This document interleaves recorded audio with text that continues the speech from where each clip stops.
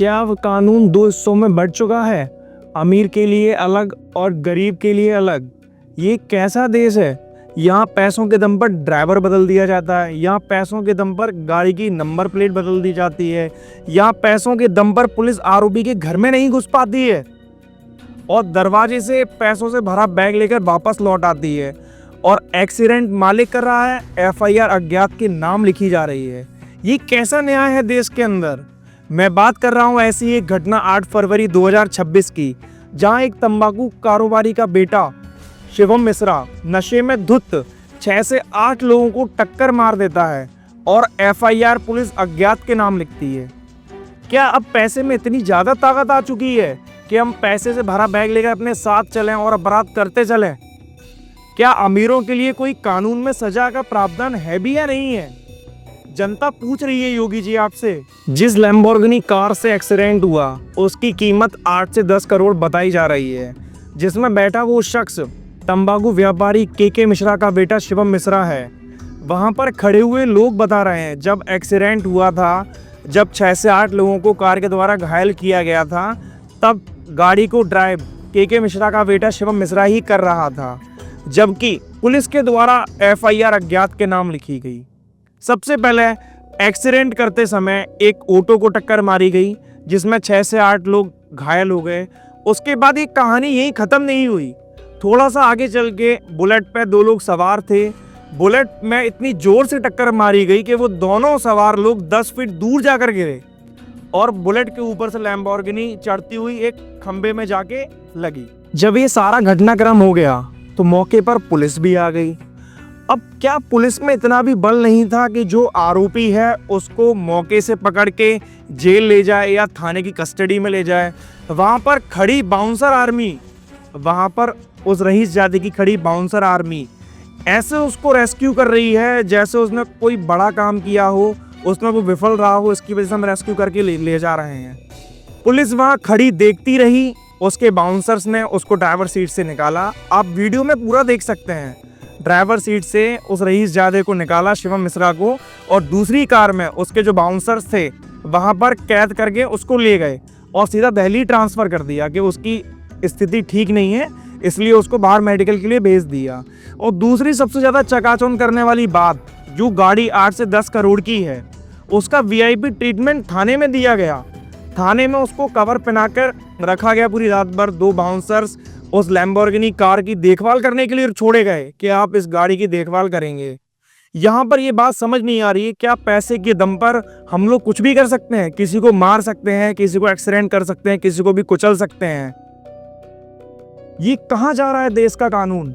Lamborghini कांड के बाद कानपुर के अंदर इतना कोहराम मच गया, बहुत कोशिशें करी गई मीडिया को खरीदा जाए, पत्रकार खबर ना छापें, इतने पैसे पहुंचाए गए, उतने पैसे पहुंचाए गए। लेकिन मैं आप सभी को बता देता हूं, मीडिया लोकतंत्र का चौथा स्तंभ है।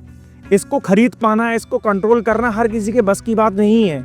जब खबर ज़्यादा उजागर होने लगी तो वहाँ की पुलिस को एफआईआर लिखनी पड़ी और ये मानना पड़ा कि आरोपी शिवम मिश्रा ही है और शिवम मिश्रा ही गाड़ी चला रहा था। अब बात होती है उनके वकील की, तो वकील साहब क्या कहते हैं एक बार वीडियो में सुन लीजिए। क्या करने जा रहे हैं? देखिए, उस गाड़ी को जो ड्राइवर चला रहे थे मोहन जी, उन्होंने कल कोर्ट में एप्लीकेशन दी थी कि हम कोर्ट में सरेंडर करना चाहते हैं। कोर्ट ने आज की डेट फिक्स की थी आख्या मंगाने के लिए थाने से। आज आख्या आई नहीं है, कल की डेट फिर फिक्स हो गई है उसमें। तो जो ड्राइवर गाड़ी चला रहा था उसने हाजिर होकर के अपनी जमानत कराने का प्रार्थना पत्र दिया और गाड़ी रिलीज की एप्लीकेशन भी कोर्ट में लगी है। शिवम मिश्रा का क्या रोल है? शिवम मिश्रा और ड्राइवर दोनों लोग गाड़ी में बैठे हुए थे। जो ड्राइवर गाड़ी चला रहा था उससे एक दिन पहले गाड़ी को बनाने वाले कुछ लोग आए थे और वो उसका ड्राइवर का कहना ये है कि गाड़ी में अचानक साइड से एक टेम्पो वाले ने टक्कर मारी और उसके बाद बगल में मोटरसाइकिल खड़ी तो उससे उनकी गाड़ी टकरा गई। इतना ही मुझे बताया ड्राइवर ने। शिवम से कुछ बात हुआ था कि किस तरह, मतलब वो तो बेहोश है, वहाँ एडमिट है दिल्ली में। क्या प्रॉब्लम क्या है? उनको कुछ प्रॉब्लम है, दिल्ली में एडमिट है, चक्कर अक्कर आया था जो भी था। अब वहाँ पहुंचे। वकील साहब बता रहे हैं कि मौके पर जो ड्राइवर था वो शिवम मिश्रा था ही नहीं, उनकी जगह पर दूसरे ड्राइवर थे जिनका नाम मोहन बताया जा रहा है। जब मोहन जी से वार्तालाप किया गया, मोहन जी से पूछा गया आप कहाँ रहते हो, कब से गाड़ी चला रहे हो, आप इस वीडियो में देख पा रहे होंगे कि मोहन कितना शब्दों में लड़खड़ा रहा है। ऐसा पता चल रहा है किसी नए व्यक्ति को पैसे देकर ये समझाया गया हो ये इल्जाम आपको अपने सर के ऊपर लेना है। मीडिया कवरेज के दौरान एक पत्रकार ने मोहन से सवाल पूछ लिया, साहब लैम्बोर्गिनी में कितने गियर होते हैं? मोहन जी ने तुरंत हाथ खड़ा ऊपर कह दिया 9 गियर होते हैं, जबकि लैम्बोर्गिनी में, जिस लैम्बोर्गिनी को शिवम मिश्रा चला रहा था, उस लैम्बोर्गिनी में 8 गियर होते हैं। इतना सब कुछ होने के बाद, मीडिया कवरेज होने के बाद, जब मीडिया को पैसों से दबाया नहीं गया, जनता की मांग को देखते हुए कानपुर के कमिश्नर साहब ने मीडिया पर आके कहा कि समस्त सूत्रों से पता चला है, फुटेज से पता चला है, गाड़ी शिवम मिश्रा ही चला रहा था। अब ये बात कमिश्नर साहब को भी माननी पड़ी। पहले उनको कुछ नहीं दिखाई दे रहा था, फिर जब पब्लिक ने वहां पर हल्ला मचाया, काफी चीख पुकार मची, जब घायलों के परिवार वालों ने आके अनशन किया, थाने में हंगामा किया कि आरोपी के खिलाफ FIR लिखी जाए, तब वहां के कमिश्नर साहब ने न्यूज़ बाइट में कहा कि आरोपी शिवम मिश्रा ही है, फुटेज से हमें पता चला है।